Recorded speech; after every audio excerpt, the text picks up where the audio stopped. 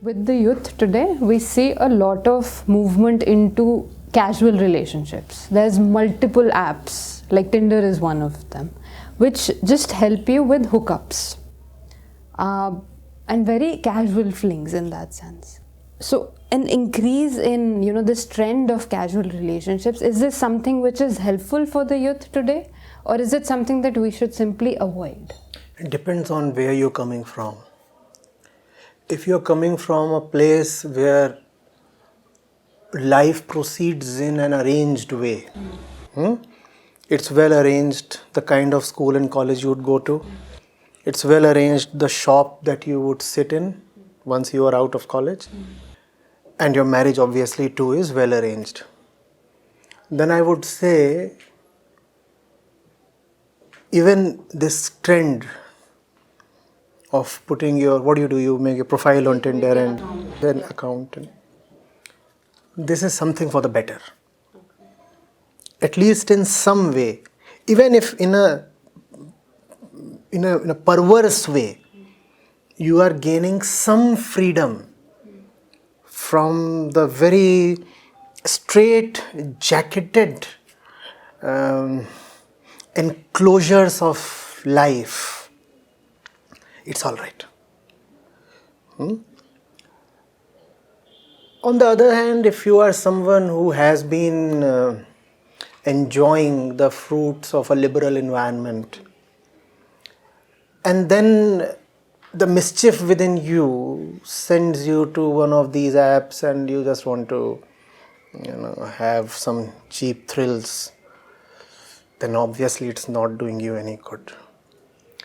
See, keeping all the moral undertones aside for a while, exploration per se has nothing evil about it, right? If you get to meet new people, how on earth are you going to decry it or call it unacceptable? Or there's nothing vile about it.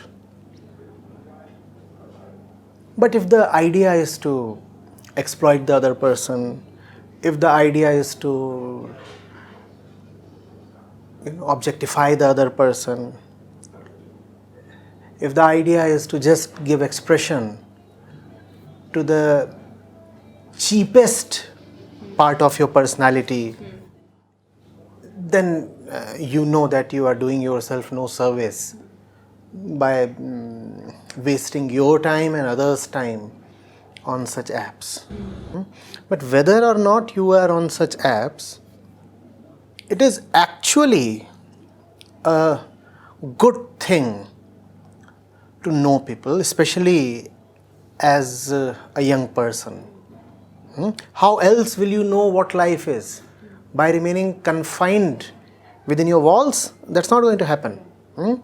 Neither are books going to tell you everything about life. So you will need to meet people. And when I say people, I do not necessarily mean people of the other gender or of a particular age group.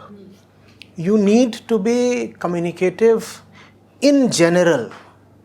You need to be talking to the waiter in the restaurant, to the auto wala, to the lift man, to the cab driver. Obviously, you need to be talking to everybody. And when I say everybody, that also includes young people of the other gender. So it's all right. Nothing particularly sinister about seeking to mingle with young people of your own age group.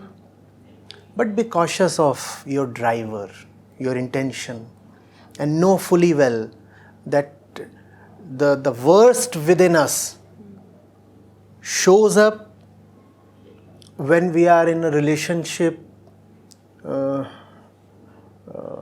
that is sexual and romantic in character. Unfortunately, that's how it is. need not necessarily be like this, but that's the way it currently is. So be very cautious. You might otherwise be a very composed person, a good student, a nice human being, but you might be surprised to discover that entering a relationship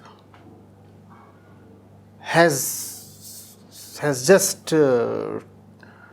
totally distorted and disfigured your personality. Your mind has become much more restless than it ever was. The quality of your thoughts has deteriorated. Your entire worldview has gone for a toss. I was once speaking to my squash coach, and he has been training a lot of kids. I suppose he trains them for under 8, then 11, then 14, then 16, and then. So he says the most tricky period in coaching a youngster is when he or she moves into the 14, 16, that age bracket. The entire attention shifts. You could be a very promising player,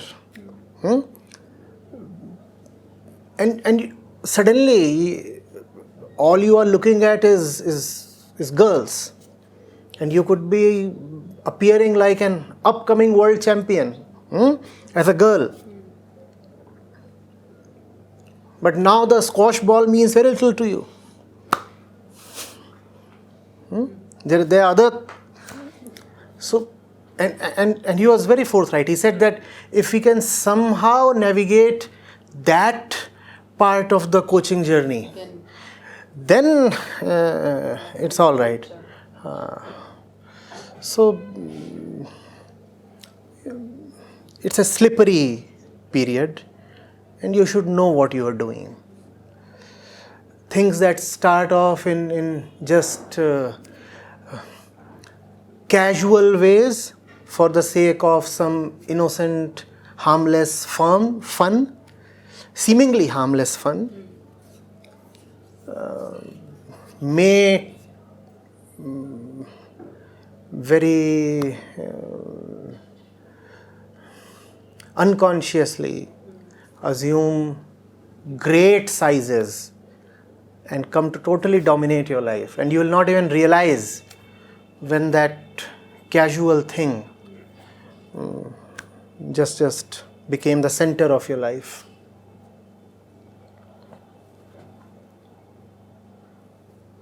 So I heard more of approach it with a very high caution. First of all, know very well that there is no option but to approach it. First of all, do not try to insulate yourself from the wider world. That's worse than anything else. That's the least preferred option.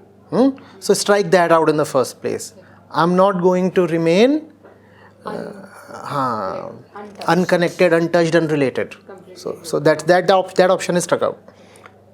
Then we come to the quality of the relationship. And in that you have to be careful. You have to be careful. Knowing fully well that it's no crime to seek friends or mates or partners. It's really no crime. But at the same time, foolishness is the greatest crime. Relationship by itself is no crime. But foolishness is. So don't be foolish while just striking a connection with somebody. This is a certain app for youngsters in a sense, for people to connect, who are single and in a way ready to mingle, you can say. there even have been apps which are made for people who are married. And lakhs of people have subscribed to that. So what's the problem with that? If somebody is married, doesn't he have the right to, Mingle. mingle? Oh, what's the problem? There's this, there's this, there is this, there is this. I'll have everything. Who is anybody to stop me? And I'm not talking of philandering or, what you call as adultery specifically. I'm not talking of that. I'm talking of the normal run of basically healthy relationships. As a married woman, what is it that bars you from Talk to any other. a male, female, animal, bird, whatsoever? What is it that stops you? And why must it The society. be allowed to stop you? But again, not for cheap thrills. Not for cheap thrills. So the intent matters. The intent matters, The intent obviously. to- Obviously.